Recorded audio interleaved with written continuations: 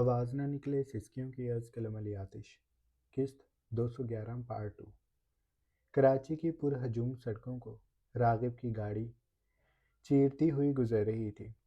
اسے کسی چیز کا ہوش نہیں تھا کیونکہ اس کے کانوں میں نمل کی انتہائی پریشان اور نم آواز گونج رہی تھی۔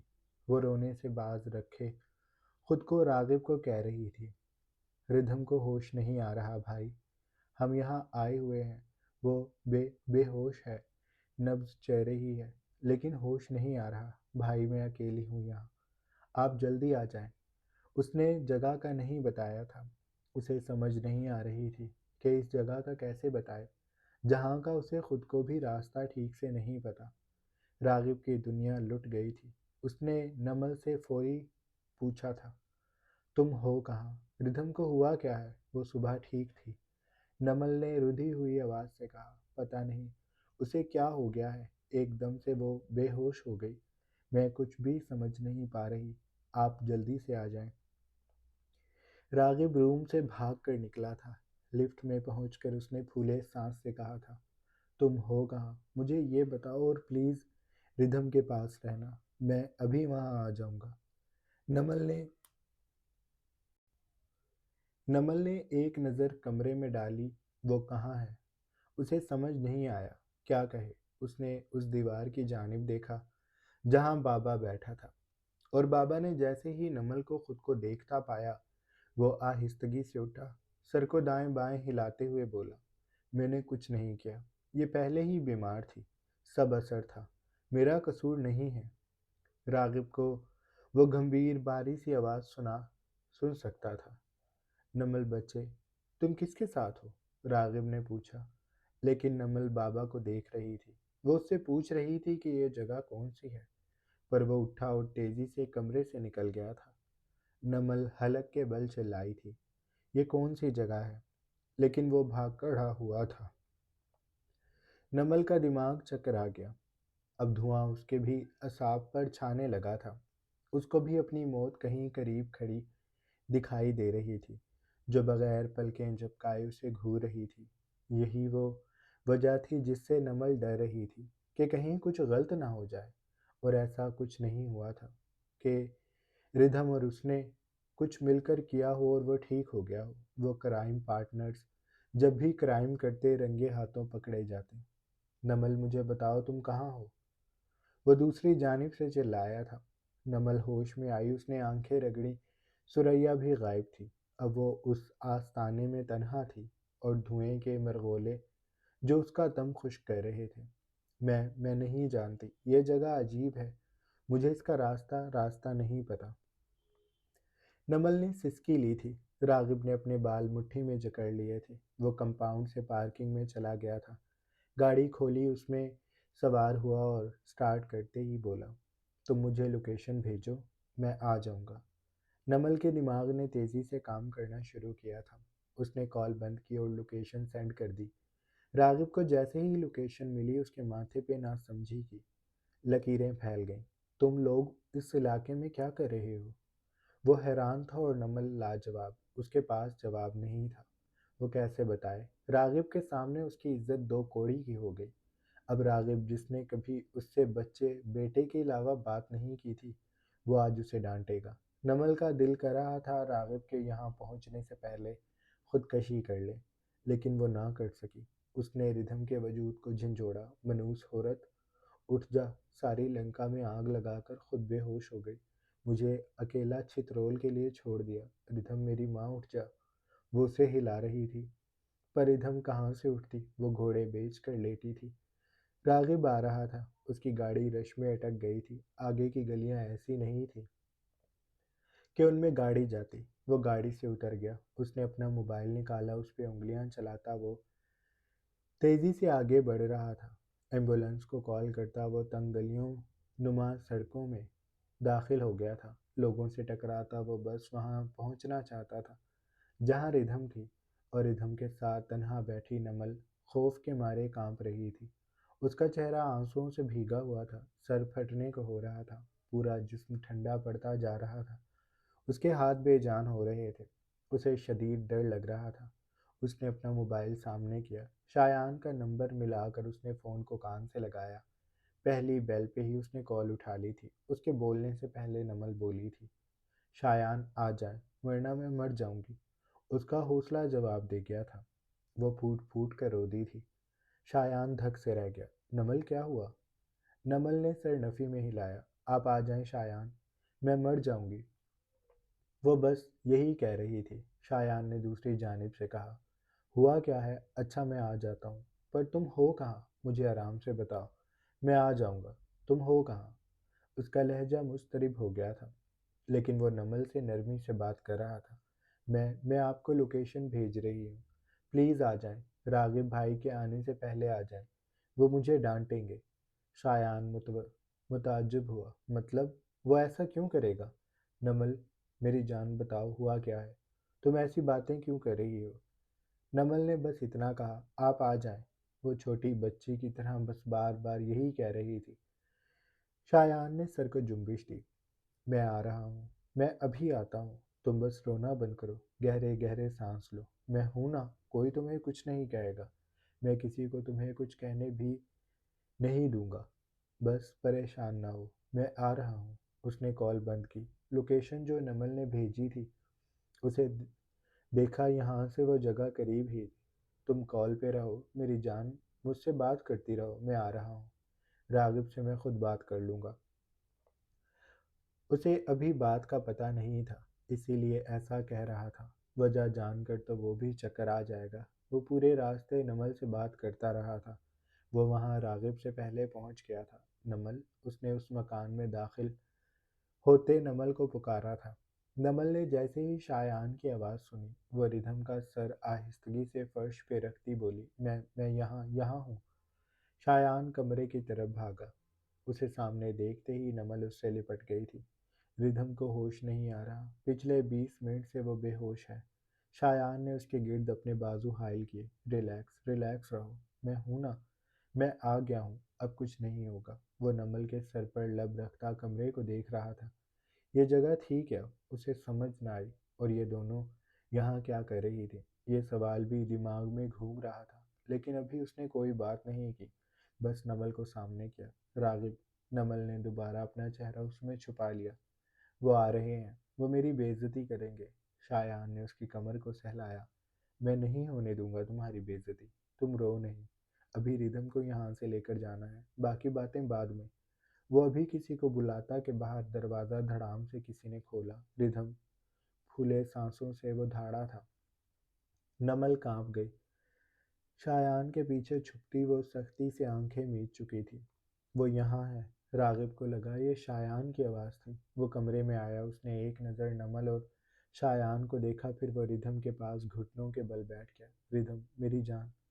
وہ اس کی نبضیں چیک کر رہا تھا، جو سست روی سے چل رہی تھی۔ پھر اس نے ردھم کو باہوں میں اٹھایا اور کمرے سے نکل گیا۔ شایان اور نمل بھی اس کے پیچھے بھاگے تھے، اور اگلے 10 منٹ کے اندر اندر ردھم ایمرجنسی میں موجود تھی۔ ڈاکٹرز اسے چیک کر رہے تھے۔ راغب باہر راہداری میں پریشان سا ٹہل رہا تھا۔ وہ کبھی اپنے چہرے کو چھوتا تو کبھی اپنے ماتھے پر آنے والے پسینے کو صاف کرتا۔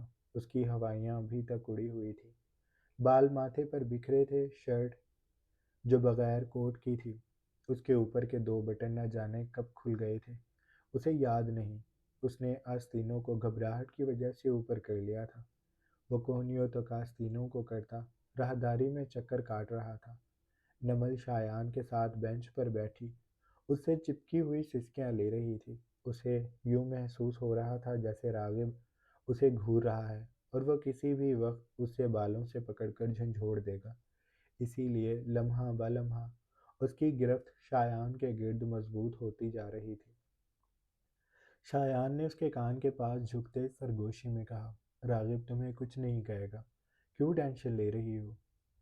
میں ہوں نا، پر مجھے یہ بتاؤ تم وہاں کیا کر رہی تھی؟ تم دونوں وہاں پہنچی کیسے؟ اس نے نرمی سے پوچھا۔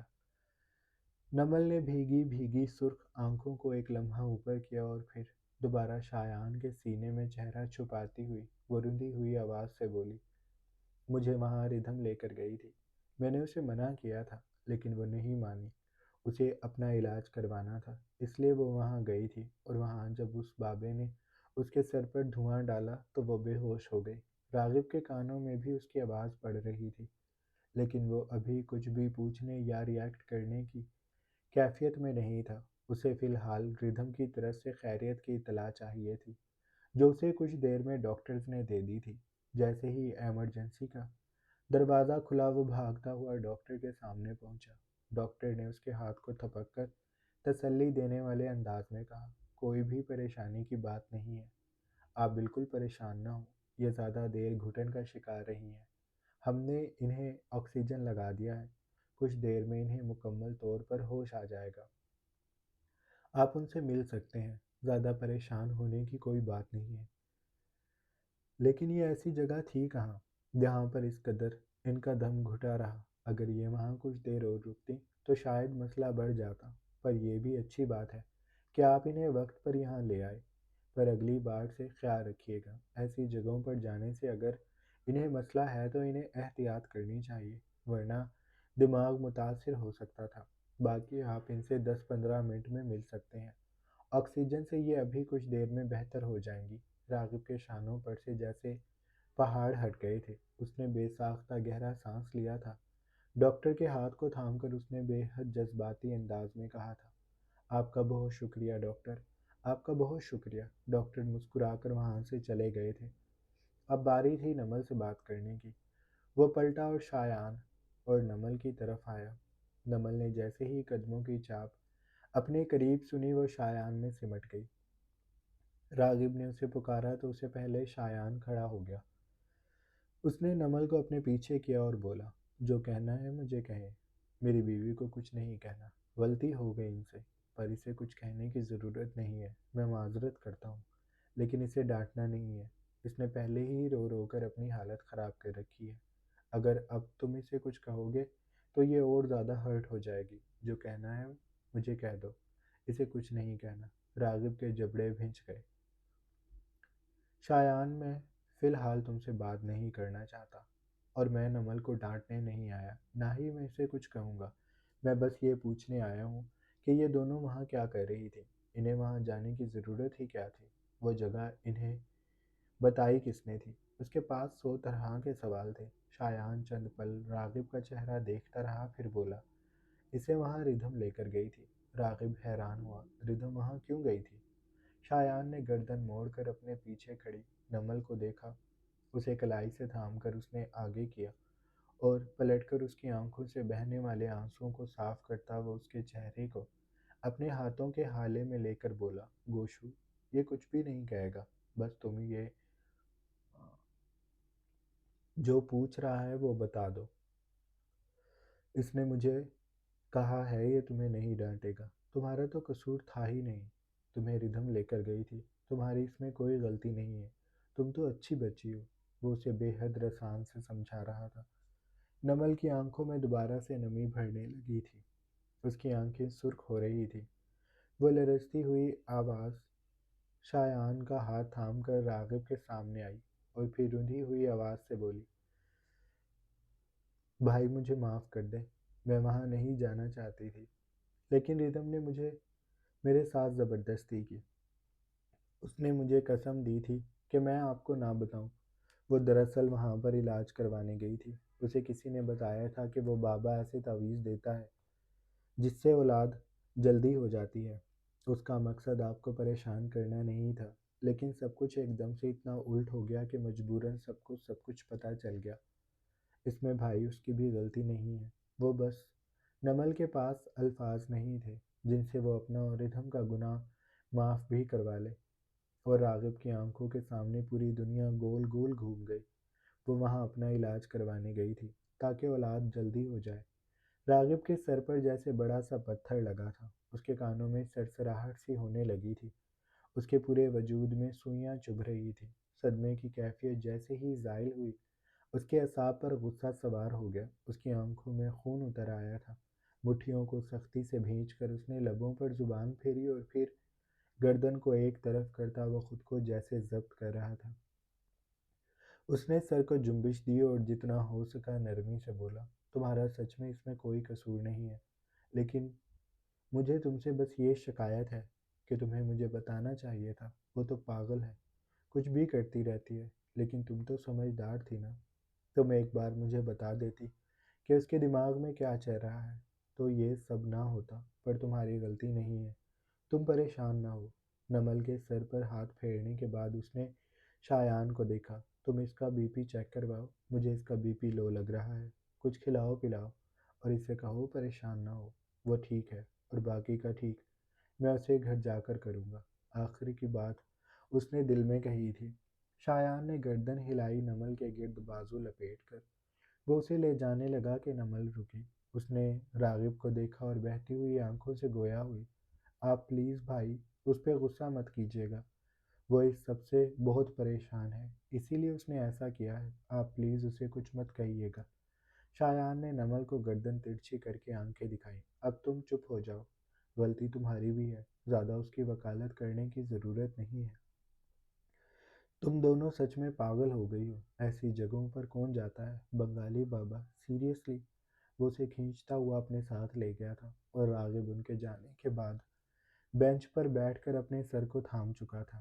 اس کے دماغ میں نمل کا جملہ باز گشت کر رہا تھا۔ وہ اپنا علاج کروانے گئی تھی تاکہ بچہ جلدی ہو جائے۔ پھر راغب نے کرب سے آنکھوں کو مینچ لیا۔ ردھم اسے جھوٹ بول کر ایسی جگہ چلی گئی جہاں پر وہ بالکل بھی محفوظ نہیں تھی۔ وہ موسیٰ کو گھر لے آیا۔ اس نے سمجھا کہ اس نے ردھم کو بہلا لیا، لیکن ردھم اتنی آسانی سے نہیں بہل سکتی تھی۔ لیکن راغب کو یہ امید نہیں تھی کہ ردھم اتنا بڑا قدم اٹھا لے گی اور اتنی صفائی سے جھوٹ بول کر اس کی ناک کے نیچے سے سب کچھ کر لے گی اور اسے خبر تک نہیں ہوگی۔ اس نے ردھم پر اعتبار کیا تھا، اسی لیے اس نے اکیلے جانے دیا تھا اسے، لیکن ردھم نے اس کے اعتبار کو توڑ دیا تھا۔ وہ ردھم کی کیفیت کو سمجھ سکتا تھا۔ اس نے کئی بار بے حد سنجیدگی سے بیٹھ کر یہ سوچا تھا کہ وہ ردھم کو سب سچ بتا دے گا، لیکن پھر وہ رک جاتا تھا۔ اسے ردھم کی ضد کرنے والی عادت معلوم تھی۔ وہ اگر موسیٰ کے بارے میں جان لیتی تو وہ اسے کبھی بھی گھر میں لے کر نہ بیٹھتی رہے۔ وہ سب کو بتانا چاہتی تھی کہ اس کے پاس بچہ ہے، اس کا ایک بچہ زندہ ہے۔ وہ جیسے خود کا خیال نہیں رکھ رہی ویسے ہی وہ موسیٰ کا بھی خیال نہیں رکھتی۔ وہ کہیں پر بھی جاتی موسیٰ کو ساتھ لے کر جاتی، اور راغب ہر وقت رسک میں رہتا۔ ابھی بھی اس نے کتنی بار ردھم کو بہت رسان سے سمجھایا تھا کہ اتنا بڑا سانحہ ہوا ہے، اسے اپنا خیال رکھنا چاہیے، لیکن ردھم اس کی باتوں کو جیسے سیریس ہی نہیں لیتی تھی۔ کیا وہ بھول گئی وہ سب کہ اس رات کیا ہوا تھا؟ انہوں نے اپنی بیٹی کھو دی، ردھم کی جان خطرے میں تھی۔ ردھم کو تو زیادہ محتاط ہونا چاہیے، لیکن وہ اب بھی کسی بھی طرح راغب کو چکمہ دے کر اس بنگلے سے نکلنا چاہتی تھی، بغیر کسی بھی سیکیورٹی کے۔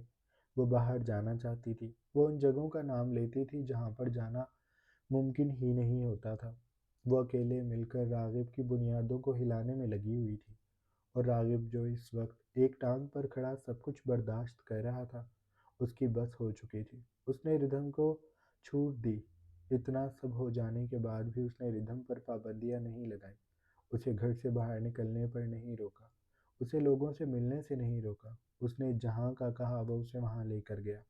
اسے بچہ چاہیے تھا، وہ اس دن کسی اور کے بچے کے لیے رو رہی تھی۔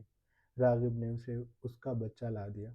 وہ موسیٰ کے ساتھ اتنی اٹیچ ہو گئی تھی کہ راغب کو لگا کہ اس کے پاس ابھی کچھ وقت ہے، لیکن ردھم نے آج اس کا اعتبار توڑ دیا۔ وہ سمجھ سکتا تھا کہ ردھم کو اپنا بچہ چاہیے۔ اسے بھی تکلیف ہوتی تھی کہ وہ موسیٰ کو پرائے بچوں کی طرح پیار کرتا تھا، لیکن جس جگہ وہ موجود تھا وہاں پر ہر چیز اسے لمحوں میں چونکا دیتی تھی۔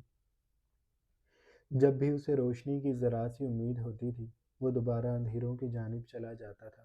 سب کچھ عجیب ہو رہا تھا۔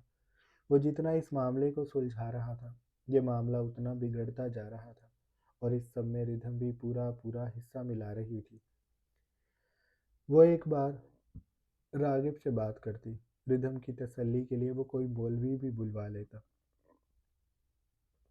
لیکن اس نے اسے اس قابل نہیں سمجھا کہ وہ اسے سچ بتاتی۔ اس نے اتنا بڑا فیصلہ اکیلے کر لیا۔ اگر وہاں پر اس بابے کی جگہ کوئی اور ہوتا، اور اگر کوئی ردھم کو دوبارہ نقصان پہنچا دیتا تو راغب بالکل تنہا ہوتا۔ بتانے کا کیا ہے، وہ آج ردھم کو سب کچھ بتا دے، لیکن ردھم جیسی ناسمجھ اور جذباتی لڑکی شاید ابھی اتنے بڑے راز رکھنے کی کیفیت میں نہیں ہے۔ اس نے ایک بچے کو اپنے اعصاب پر سوار کر لیا ہے۔ راغب اس کی توجہ بانٹنے کی ہر ممکن کوشش کر رہا ہے، لیکن وہ پھر بھی اسی نقطے پر ہے۔ راغب بھی یہ سب خوشی سے نہیں کر رہا، اسے تکلیف ہوتی ہے۔ وہ اپنے اندر کی کیفیت کس کے سامنے جا کر کہے؟ وہ اتنا ذہنی دباؤ میں تب بھی نہیں تھا جب اس کی زندگی زیبا کے ساتھ کٹ رہی تھی، لیکن اب تو ہر وقت وہ پریشان رہتا تھا۔ ایک دن میں کئی کئی سگریٹیں پی جاتا تھا۔ اس کے پاس سننے والا کوئی نہیں تھا، اور ردھم بھی اس کی سننے کو تیار نہیں تھی۔ وہ بھی ایک دو دن پہلے ہی بس کچھ پرسکون ہوا تھا۔ ردھم کو موسیٰ کے ساتھ دیکھ کر وہ مطمئن ہو گیا تھا کہ وہ دوبارہ سے مسئلوں سے نپٹ لے گا۔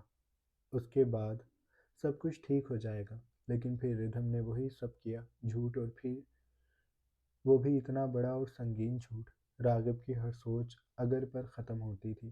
جو لوگ ردھم کو اس کے گھر سے اٹھا کر لے گئے تھے، جنہوں نے ردھم کو اس کے بچے کو مارنے کی کوشش کی تھی، وہ لوگ اس نازک موقع کا فائدہ نہ اٹھا لیتے۔ اگر یہ سب پلانڈ ہوتا، اگر یہ سب انہی لوگوں کا کھیل رچایا ہوا ہوتا، تو پھر ردھم کیا کر لیتی؟ وہ دونوں کم عمر لڑکیاں وہاں پر اکیلی تھیں۔ وہ بابا ان کے ساتھ کچھ غلط کر دیتا تو پھر ردھم کیا کرتی؟ اسے راغب کی عزت کا بھی خیال نہیں، اسے راغب کی محبت کا بھی خیال نہیں۔ اسے بس بچہ چاہیے، اور جلد چاہیے۔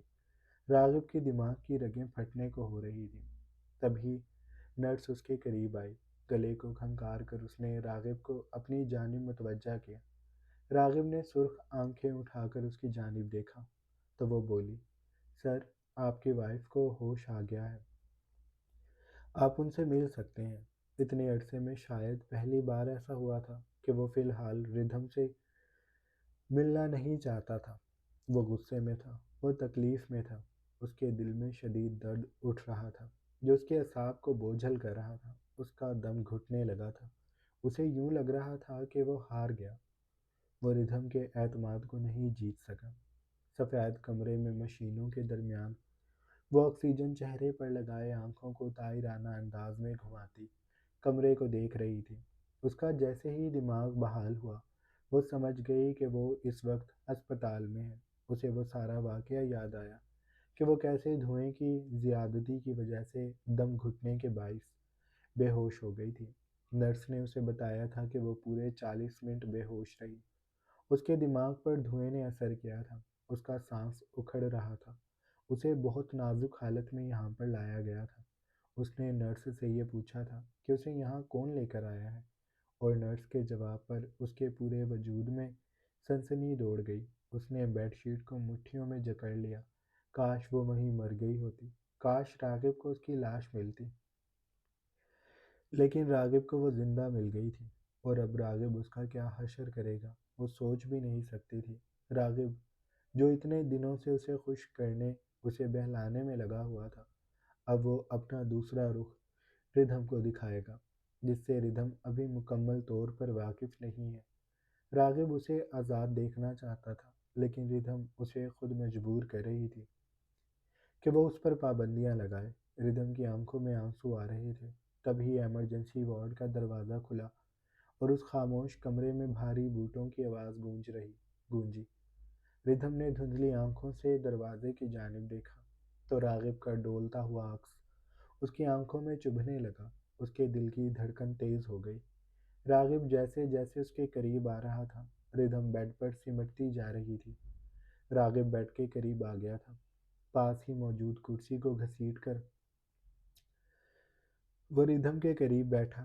کچھ دیر خاموشی سے، سپاٹ چہرے سے وہ ردھم کو دیکھتا رہا۔ اس کی آنکھوں میں موجود بھری نمی کو اس نے دونوں ہاتھ بڑھا کر انگوٹھوں سے صاف کیا، پھر اس نے ردھم کے ہاتھ کو اپنے بھاری ہاتھوں میں لے کر دھیرے دھیرے سے تھپکا، اور پھر اس نے ردھم کی آنکھوں میں آنکھیں ڈالی، اپنی سرخ آنکھوں کو جن میں خون اترا تھا ردھم کی نگاہوں میں گاڑتے ہوئے وہ بے حد سرد مہری سے بولا تھا، اب خوش ہو تم؟ ایک بار پھر تم نے اپنی جان خطرے میں ڈال لی۔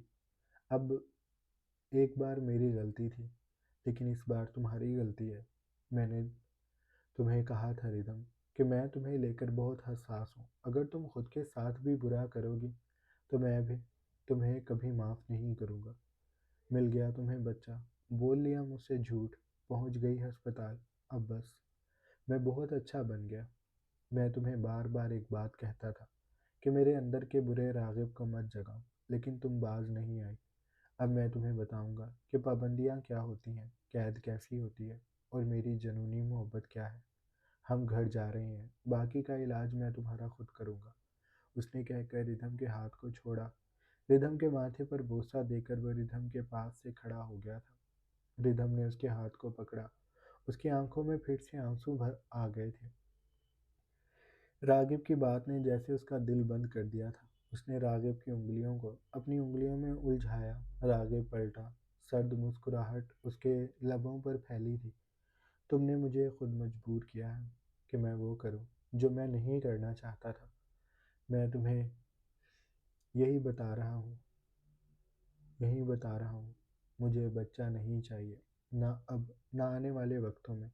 تم اب وہی کرو گی جو میں تمہیں کہوں گا، اور اب تمہارے پاس نہ ضد کی گنجائش ہے نہ بحث کی. تم میرا اعتبار کھو چکی ہو. ہم ابھی کچھ دیر میں گھر جا رہے ہیں. اس نے کہہ کر ردھم کے ہاتھ کو تھپکا. اسے بیڈ پر احتیاط سے رکھتا وہ ایمرجنسی وارڈ سے نکل گیا تھا. اس کے جانے کے بعد ردھم کی آنکھوں سے آنسو بے ترتیبی سے بہنے لگے تھے. وہ راغب کو روکنا چاہتی تھی، لیکن اب شاید راغب کو کوئی نہیں روک سکتا تھا. جاری ہے. سو جناب، یہ تھی ہماری آج کے ایپیسوڈ. آئی ہوپ آپ لوگوں کو اچھی لگی ہوگی. اگر آپ کو قسط اچھی لگی ہے تو آپ چینل کو لازمی سبسکرائب کر لیں، بیل آئیکن کے بٹن کو بھی پریس کر لیں. اور کیا کہوں میں، کچھ بھی نہیں کہنا میں نے، بس چینل کو سبسکرائب کر لیں، بیل آئیکن کے بٹن کو بھی دبا لیں. اللہ حافظ.